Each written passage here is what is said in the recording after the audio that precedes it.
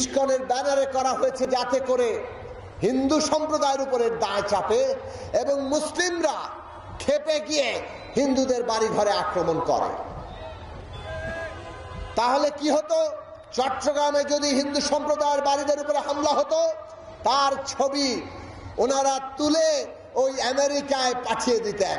বলেছেন না শেখ হাসিনা যে ডোনাল্ড ট্রাম্পের ছবি নিয়ে হাঁটো, ওরা হামলা করলে ওই ছবি তুলে রাখবা, আমি আমার লিঙ্কে পাঠিয়ে দেব। কিভাবে বলবেন ট্রাম্পের সমর্থকদের বাংলাদেশে হয়রানি করা হচ্ছে, গ্রেফতার করা হচ্ছে? শেখ হাসিনার অডিও লিক হয়ে গেল। অবশ্যই ইন্ডিয়া টুডে বোধহয় এটার খবর পায়নি, যার ফলে ইন্ডিয়া টুডে মনে হয় আগে থেকেই পরিকল্পনা করা একটা ছবি ছেপে দিয়েছে যে বাংলাদেশে ট্রাম্প সমর্থকদের গ্রেফতার ও হয়রানি করা হচ্ছে।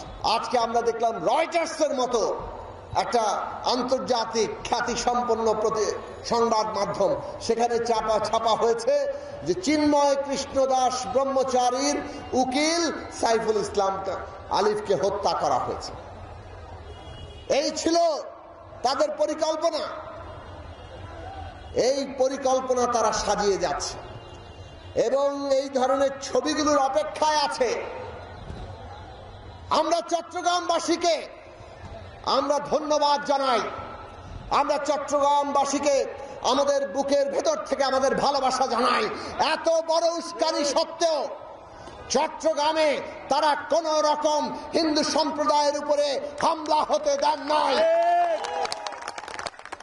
একটু আগে খবর পেলাম এই যে হামলা হচ্ছে না, তার ফলে আওয়ামী গুন্ডা বাহিনী সম্ভবত নিজেরাই এখন হিন্দু সম্প্রদায়ের উপরে হামলা